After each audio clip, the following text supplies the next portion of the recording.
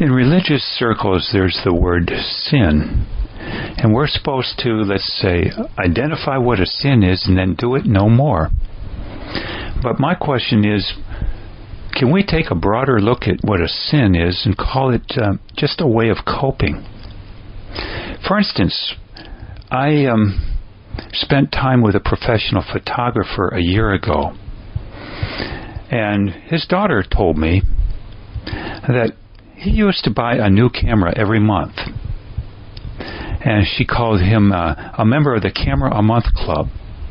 It seems to me that when I commented on that, she said, well, everybody's got to have some way of coping, and that for her, it's like gardening and buying plants. So, if we look at something that's an imperfection, spending a little too much here or there, or who knows what imperfection we repeat sometimes, is that a sin? And maybe something we are finding hard to give up? Or is it something that we use to cope because, hey, we're human? We know, for instance, we're going to die someday. We have an amygdala in the brain that reacts to threats of our life and our self-esteem, sometimes trigger happy that way. We have sexual desires, some would say needs. And it's hard to pass down information from generation to generation, too. And it's so easy to forget things, too. Who was it who said, the person who forgets is condemned to repeat the past? Famous philosopher said that. So forgetting, too. Under pressures then, caused by forgetting and all these other issues, don't we have to have ways of coping? To label it simply a sin as something bad we do and then try to never do it again seems to point to the following scenario. Grant Cardone, for instance, was once a drug addict, maybe an alcoholic. Chemical-based drugs, that is. Well, he went to rehab and kicked that habit. But then there's been at least one video that says he took up a new habit or two, like being very intense and also loving to pursue a lot of money, perhaps a lot of fame, and especially said of him a workaholic.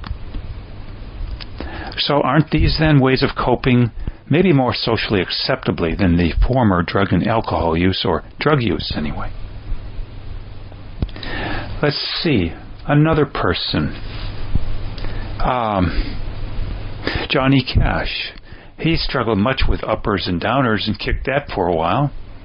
But he still had a drug of choice, shall we say, to cope, of using workaholism and getting fame and quite a bit of money and who knows what else. Some of it just for distraction, others for a big safety net. And then he had a relapse later down the line. So to speak, relapse. Now, maybe certain religious circles only consider certain ways of coping sins. And it points to these things, but not other things as sins or ways of coping. Maybe overwork is venerated in certain religions or spheres, not called a sin or way of coping. Or maybe it's called a sin to have sexual relations outside of marriage, but not a sin to never have sex within one's marriage because one can't have intimacy. And yet that's not called a sin, to not be able to have intimacy because of other ways in turn that you're trying to cope with fears or whatever. Those are not called sins. Once you're married, certain religions do not pull out a stopwatch and see how many times you have marital relations and ask why or why not. Are those then sins? I once watched a movie, for instance, about a Jewish family, and the Jewish rabbi had sexual relations every Friday at 7 p.m. on the dot. Now, that technically is not a sin, but what underlies it is a certain lack of spontaneity And surely intimacy, why aren't those called sins?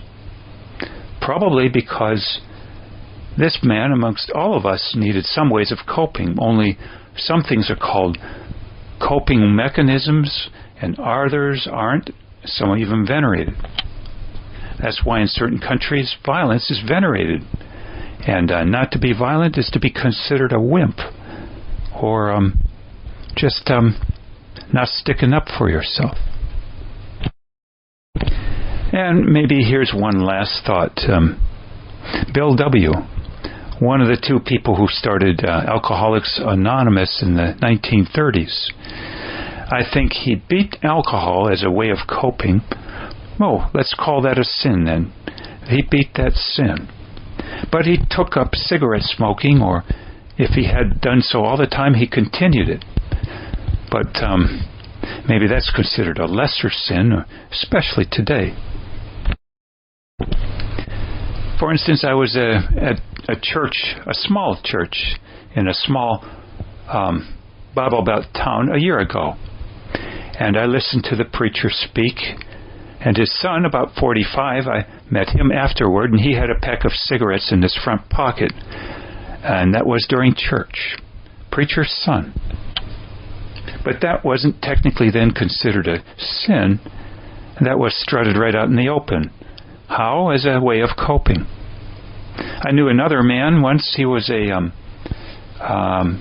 quote-unquote devout Christian, a mentor to my father when he was in his 20s, my father. This man worked for a tobacco company. No problem there, it was deemed, in North Carolina. But the minute his daughter became a fashion model, at age 18, well, that was considered a sin. You might ask, which is worse to your health and maybe others too, tobacco smoking or being a model? I'm not quite sure. And to digress a little bit, Bill W., one of the founders of AA, yes, may have beat alcohol mostly or permanently, but he did smoke. And I bet you he overworked too, but that wasn't considered a sin. And who knows what else. If he was married, maybe he didn't treat his children very well.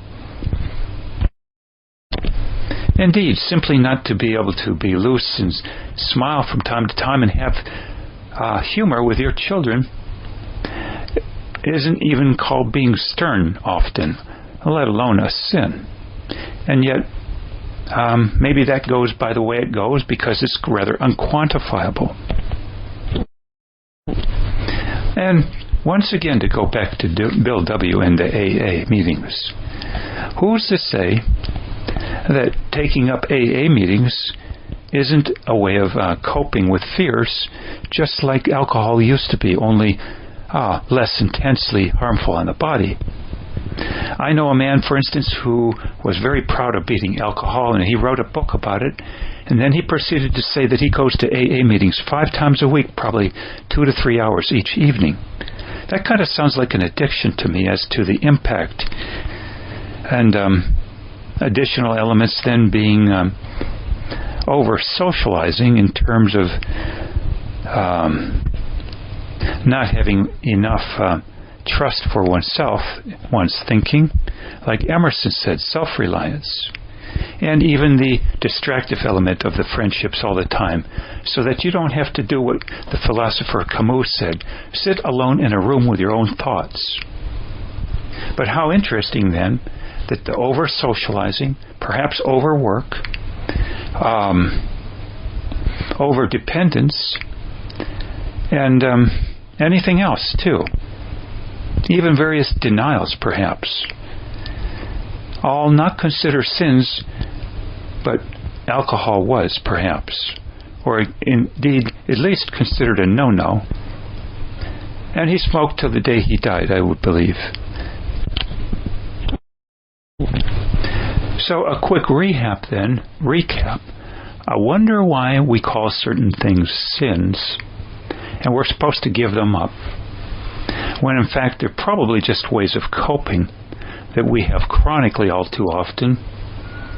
But the minute someone gives that up and takes up something not considered maybe a big sin or a sin at all, maybe it's done so often,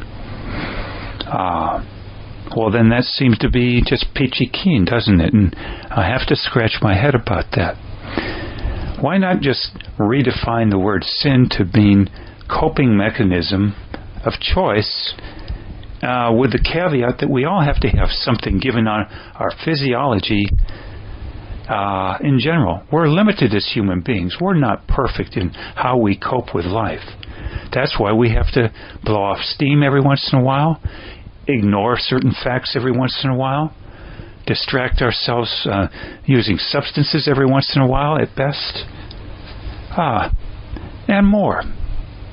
Even react impulsively or in anger sometimes, because physiologically we're not built to be able to not use coping mechanisms. And that's why, too, we have a big problem knowing we're going to die. Other animals don't know that. Hence, the man who, in the 60s, won the Pulitzer Prize, Ernest Becker, for the denial of death. He says we're the only animal that knows we're going to die, and one of the big problems is then we try to deny it with various means. So is that a sin then, to know we're going to die someday and want to cope?